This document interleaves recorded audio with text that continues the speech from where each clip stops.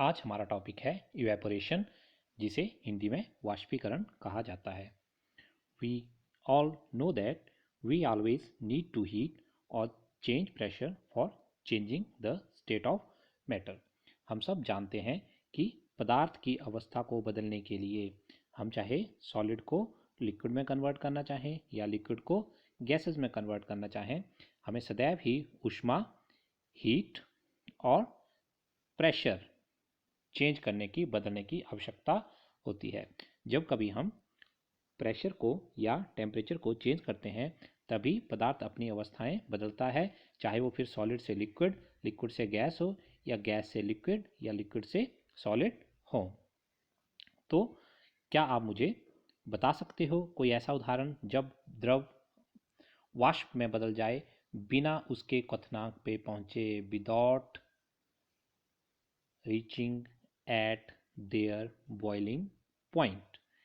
Can you quote me some example from everyday life where change of state from liquid to vapor takes place without the liquid reaching the boiling point?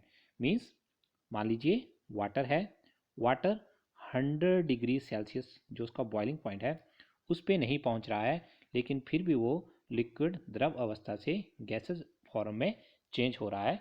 ये हमारे everyday life से कुछ उदाहरण आपको पता हो सकते हैं, जैसे कि एग्जाम्पल 1, जब हम पानी को खुला छोड़ देते हैं, किसी बाल्टी या बर्तन में रखते हैं, तो गर्मी के कारण धीरे धीरे वह वाष्प में परिवर्तित होता रहता है, जबकि उसका टेम्परेचर 100 डिग्री सेल्सियस नहीं पहुंचा होता है। सेकंड एग्जांपल, डेली घरों में कपड़े धोए जाते हैं, जब गीले कपड़े सूखने के लिए डाले जाते हैं तब भी पानी जो है उन कपड़ों से विदाउट बॉइलिंग पॉइंट क्वथनांक पर पहुंचे बिना ही इवेपोरेट हो जाता है, बाष्पीकृत हो जाता है। तो अब हमारे पास क्वेश्चन है, what happen to water in the above two example? ऊपर दिए गए दोनों ही उदाहरणों में पानी का क्या हुआ? जो कपड़े सूख रहे थे वहां पर भी पानी इवेपोरेट होके लिक्विड फॉर्म से गैसेस फॉर्म में, द्रव अवस्था से गैस अवस्था में बदल गया, और जब हमने पानी को खुले बर्तन में रखा तब भी थोड़ा सा पानी इवेपोरेट होके, बाष्पीकृत होके द्रव अवस्था से गैस अवस्था में कन्वर्ट हो गया। अब देखिए, हमें लगभग हम जानते हैं किस बात के बारे में हम जानते हैं। We know that particles of matter और ऑलवेज मूविंग, ये हमने properties of matter, particles of matter के में पढ़ा था कि particle of matter are always moving, पदार्थ के कण हमेशा गतिशील होते हैं, वे कभी विराम अवस्था में नहीं होते हैं। परंतु हमने ये भी जाना था कि सॉलिड के पार्टिकल थोड़ा स्लो मूव करते हैं, कम मूवमेंट होती है उनकी, लिक्विड के पार्टिकल में मूवमेंट ज़्यादा होती थी और गैसेस के पार्टिकल में मूवमेंट बहुत ज़्यादा होती थी। At a given temperature of any gas, liquid और solid there are particles with different amount of kinetic energy. देखिए, अगर पार्टिकल मूव कर रहे हैं तो डेफिनेटली ही उनके पास काइनेटिक एनर्जी, जिसे हिंदी में गतिज ऊर्जा कहा जाता है, वो होगी ही। हमने पढ़ा है कि किसी भी वह ऊर्जा जो किसी भी वस्तु में गति के कारण है वह गतिज ऊर्जा या काइनेटिक एनर्जी कहलाती है। तो चाहे वो गैस है, चाहे लिक्विड है या चाहे सॉलिड है, जब उसके पार्टिकल्स मूव कर रहे हैं तो डेफिनेटली ही उनके पास काइनेटिक एनर्जी होगी। In the case of liquid, a small fraction of particle at the surface having higher kinetic energy. बात है लिक्विड की। लिक्विड का जो टॉप सरफेस होता है, मान लीजिए ये बर्तन है और बर्तन में वाटर है, तो टॉप मोस्ट लेयर पे जहाँ पे वाटर होगा वहाँ पर काइनेटिक एनर्जी हायर होगी, ज़्यादा होगी लोअर से, बॉटम साइड से, is able to break away from the force of attraction of other particles and get converted into vapour. तो बोलते हैं कि टॉप पर जो है वो काइनेटिक एनर्जी ज़्यादा है, तो वो एबल हो जाते हैं, उनमें इतनी क्षमता आ जाती है कि वो फोर्स ऑफ अट्रैक्शन को ब्रेक कर पाए। तो हम जानते हैं कि पदार्थ के कण हमेशा गतिशील होते हैं, वह कभी रुकते नहीं। एक निश्चित तापमान पर गैस, द्रव और ठोस के कणों में गतिज ऊर्जा होती है, लेकिन द्रवों की सतह पर स्थित कणों के कुछ अंशों में अधिक गतिज ऊर्जा होती है, जिसके कारण दूसरे कणों के आकर्षण बल से वो मुक्त हो जाते हैं। इसी चीज़ को हम एक डायग्राम के माध्यम से समझ सकते हैं। देखिए एक बर्तन है, बर्तन में लिक्विड, कोई लिक्विड द्रव, मान लीजिए वाटर ही है, तो इसमें लोअर साइड पे भी पार्टिकल हैं, मिडल साइड पे भी पार्टिकल हैं, और टॉप लेयर सतह पर, सरफेस पर भी पार्टिकल हैं। तो जो पार्टिकल सरफेस पे हैं उनके पास हाई एनर्जी, अधिक ऊर्जा है, और वो ही इवेपोरेट हो रहे हैं या वाष्पीकृत हो रहे हैं। जो मीडियम एनर्जी है जिन पार्टिकल के पास, उनको वाटर जो है वो दोबारा नीचे को अपनी साइड में खींच रहा है, बुला रहा है। और जो सबसे नीचे हैं वो तो लिक्विड एज ए लिक्विड ही रहेंगे, क्योंकि उनके पास एनर्जी जो है वो बहुत कम है। मीडियम वाले वहीं रह रहे हैं, पानी उनको खींच ले रहा है। सबसे कम वाले नीचे जो पार्टिकल हैं उनकी एनर्जी बहुत कम है, और सबसे ऊपर जो पार्टिकल हैं उनकी एनर्जी ज़्यादा है, और इसीलिए वो ज़्यादा गतिज ऊर्जा होने के कारण, हायर काइनेटिक एनर्जी होने के कारण वाष्पीकृत या इवेपोरेट हो रहे हैं। तो अब हमने टर्म पढ़ी इवेपोरेशन, तो इसकी डेफिनेशन होगी the phenomenon of change of a liquid into vapour. क्या होगा? चेंज होगा किसमें? लिक्विड से वेपर में, लेकिन कंडीशन क्या होगी? At any temperature below it's boiling point. जैसे वाटर की ही बात करें, वाटर का बॉइलिंग पॉइंट था 100 डिग्री सेल्सियस, तो 100 डिग्री सेल्सियस पर पहुंचे बिना किसी भी टेम्परेचर पर, वो 90 डिग्री सेल्सियस हो सकता है, वो 70 डिग्री सेल्सियस हो सकता है, वो 40 डिग्री सेल्सियस भी हो सकता है, अगर उस तापमान पर, उस टेम्परेचर पर लिक्विड जो है वो चेंज हो जाए गैसेस में, तो उसे हम इवेपोरेशन, जिसे हिंदी में वाष्पीकरण भी कहा जाता है। क्वथनांक, बॉइलिंग पॉइंट, क्वथनांक से कम तापमान पर द्रव के वाष्प में परिवर्तित होने की प्रक्रिया को ही वाष्पीकरण कहते हैं। अब बात करेंगे कि ऐसे कौन कौन से फैक्टर हैं, कौन कौन से कारक हैं जो इवेपोरेशन को, वाष्पीकरण को इंक्रीज कर सकते हैं, कि जिनसे वाष्पीकरण जो है वो पहले की अपेक्षा ज़्यादा दर से होगा। तो हमारे पास पहला ही पॉइंट है an increase of surface area. जैसे ही वाटर या किसी भी लिक्विड का एरिया बढ़ेगा वैसे ही इवेपोरेशन भी बढ़ जाएगी। देखिए इसमें क्या होता है, evaporation is a surface phenomena. देखो अभी हमने पढ़ा कि इवेपोरेशन कहाँ होगा? सतह पर होगा, सरफेस पे होगा, टॉप मोस्ट लेयर पे होगा, तो इस कारण ये सरफेस फिनोमेना है। If the surface area is increased the rate of evaporation also increase. For example while putting cloth for drying up we spread them out. देखिए जब हम कपड़े धोते हैं और उन कपड़ों को सुखाते हैं तो हम उनको क्या करते हैं? उनको हम फैला देते हैं। अगर आपने कपड़े सुखाकर किसी तार पर सूखने के लिए डाले हों तो वो जल्दी सूख जाते हैं, लेकिन यदि आपने कपड़े को इकट्ठा करके उसी बाल्टी में किसी जगह पे रखा है तो वो बहुत समय तक भी सूखते नहीं हैं। तो हम कह सकते हैं कि वाष्पीकरण एक सतही प्रक्रिया है। सतही क्षेत्र बढ़ने पर वाष्पीकरण सदैव बढ़ता है, जैसे कि कपड़े सुखाने पर हम उन्हें फैला देते हैं। तो देखिए अब एग्जाम्पल भी चेक करते हैं हम इसका, एक फोटोग्राफ के साथ माध्यम से देखते हैं, पिक्चर के माध्यम से। देखिए बहुत सारे पार्टिकल हैं, बहुत सारे पार्टिकल्स हैं।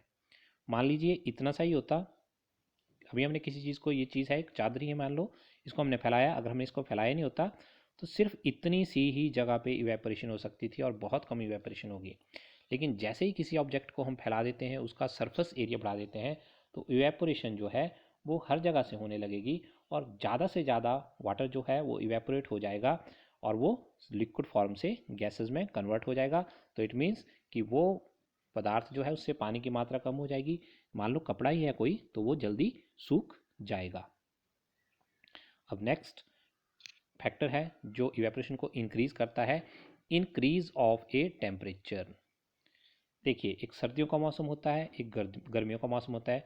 विंटर में टेम्परेचर कम होता है तो आप देखते हैं कि बाहर कपड़े जल्दी नहीं सूखते हैं, लेकिन समर में, गर्मियों के मौसम में टेम्परेचर बहुत ज़्यादा होता है और आप बाहर एकदम से कपड़े सूखने के लिए डालते हैं तो वो एकदम जल्दी से सूख जाते हैं। तो इससे हमें पता चलता है कि जैसे जैसे टेम्परेचर बढ़ेगा वैसे वैसे ही वाष्पीकरण या इवेपोरेशन की रेट भी इंक्रीज हो जाएगा। With the increase of temperature more number of particle get enough kinetic energy. Temperature के बढ़ने पे क्या होगा? काइनेटिक एनर्जी ज़्यादा हो जाएगी, ज़्यादा कणों की काइनेटिक एनर्जी ज़्यादा हो जाएगी तो वो जल्दी से वेपर स्टेट में चेंज हो जाएंगे, वाष्पीकृत हो जाएंगे। चलिए अब अगला फैक्टर देखते हैं। अगला फैक्टर है ए डिक्रीज इन ह्यूमिडिटी। आपको पता ही है कि रेनी सीजन में, बरसात के मौसम में ह्यूमिडिटी बहुत ज़्यादा होती है और उसमें किसी भी चीज़ को, मान लीजिए कपड़े ही हैं, वो बहुत धीमे धीमे से सूखते हैं। तो अगर ह्यूमिडिटी को कम कर दिया जाए, आर्द्रता में कमी लाई जाए, तो इवेपोरेशन जो है वो जल्दी होगी, क्योंकि जब एटमॉस्फेयर में ह्यूमिडिटी कम होगी तो कपड़ों से जो भाप बन के निकलेगा, वाष्पीकृत होगा पानी, वो ह्यूमिडिटी वहाँ इंक्रीज करेगा। लेकिन अगर वातावरण में पहले से ही ह्यूमिडिटी आर्द्रता ज़्यादा है तो फिर सरफेस से वाटर या द्रव बोल सकते हैं आप उसको, वो इवेपोरेट या वाष्पीकृत कम होगा। तो हम बोल सकते हैं ह्यूमिडिटी, आर्द्रता, is the amount of water vapour present in air, कि वायुमंडल में, वायु में कितना पानी है, ह्यूमिडिटी उस चीज़ को बताता है। The air around us can not hold more than a definite amount of water. हमने जब समाचार आते हैं उनमें बताया जाता है मौसम का हाल, तो वहाँ पर कई बार बताया जाता है कि 100% ह्यूमिडिटी है, इट मीन्स कि रेन होने वाली है। तो एटमॉस्फेयर में, एयर में एक क्षमता होती है ह्यूमिडिटी की, उससे ज़्यादा ह्यूमिडिटी वहाँ पर नहीं हो सकती है। Vapour eight a given temperature, if the amount of water in air already high, the evaporation decrease, and if the amount of water in air is very less, जैसे कि गर्मियों में होता है, तो the rate of evaporation increases. तो हम कह सकते हैं कि आर्द्रता वायु में विद्यमान जलवाष्प की मात्रा होती है। किसी निश्चित तापमान पर हमारे आसपास की वायु में एक निश्चित मात्रा में ही जलवाष्प हो सकता है। जलवाष्प के जल को किरणों की मात्रा पहले से अधिक होगी तो वाष्पीकरण की दर कम होगी, और यदि वायु में जल कणों की मात्रा पहले से कम होगी तो वाष्पीकरण की दर जो है पहले की अपेक्षा ज़्यादा होती है। अच्छा, अब देखिए, कई बार क्या करते हैं हम, कपड़े सुखाने के लिए बरसात के मौसम में कपड़े नहीं सूखते हैं तो हम पंखा लगा देते हैं। इट मीन्स हम विंड स्पीड, वायु की गति बढ़ा देते हैं, और वायु की गति बढ़ने से भी इवेपोरेशन की दर जो है वो इंक्रीज होती है। It is a common observation that cloth dry faster on A windy day, हवा वाले दिन कपड़े जल्दी सूखते हैं। With the increase in windy speed, the particle of water vapor move away with the wind, decrease the amount of water vapor in the surrounding। हवा के कारण जल्दी से वाटर वेपर जो है वो जलवाष्प के कण जो हैं वो जल्दी से एयर में पहुंच जाते हैं, उड़ जाते हैं, और इससे जलवाष्प की मात्रा कम हो जाती है और इवेपोरेशन या वाष्पीकरण की मात्रा जो है, स्पीड जो है वो बढ़ जाती है। तेज वायु में कपड़े जल्दी से सूख जाते हैं। वायु के तेज होने से जलवाष्प के कण वायु के साथ उड़ जाते हैं, और जिससे आसपास के जलवाष्प की मात्रा घट जाती है और वाष्पीकरण की मात्रा बढ़ जाती है। तो अब ये तो हमने कुछ फैक्टर पढ़े जो इवेपोरेशन को, वाष्पीकरण को कम या ज़्यादा कर सकते हैं। अब क्वेश्चन है, how does evaporation cause cooling. माना जाता है कि जो इवेपोरेशन है वो ठंडक लाती है, वो ठंडा करती है, वो कूलिंग करती है। तो वाष्पीकरण के कारण शीतलता कैसे आती है, इसके बारे में थोड़ा सा पता करते हैं। तो देखिए, इन एन ओपन वेसल, कोई बर्तन है जो खुला है, the liquid keeps on evaporating, वहाँ पे द्रव धीरे धीरे वाष्पीकृत होता रहता है। The particle of liquid absorb energy from the surrounding, तो कहाँ से एनर्जी आएगी, उनमें काइनेटिक एनर्जी बढ़ेगी। अपर जो सरफेस पे पार्टिकल्स हैं, कहाँ से आएगी एनर्जी उनकी, the particle of liquid absorb energy from the surrounding to regain the energy loss during evaporation. तो जितनी एनर्जी इवेपोरेशन के दौरान खत्म हो जाती है, चली जाती है, उतनी ही एनर्जी दूसरे कण आसपास की सराउंडिंग से प्राप्त करना चाहते हैं। This absorption of energy from the surrounding makes surrounding cold, और ऐसा ही होने से आसपास जो होता है वो ठंडक आती है। खुले हुए बर्तन में रखे द्रव में निरंतर वाष्पीकरण होता है। वाष्पीकरण के दौरान कम हुई ऊर्जा को पुनः प्राप्त करने के लिए द्रव के कण अपने आसपास से ऊर्जा अवशोषित कर लेते हैं। जो ऊर्जा वाष्पीकरण में कम हुई उसको बाकी बचे हुए कण जो है वो अपने आसपास से अवशोषित करेंगे और उसको बराबर करेंगे, और इसी के कारण ठंडक का एहसास होता है। चलिए कोई एग्जाम्पल देखते हैं इसके बारे में, और एक डायग्राम भी समझते हैं। ये एक डायग्राम है, कूलर की तरह एग्जाम्पल है एक।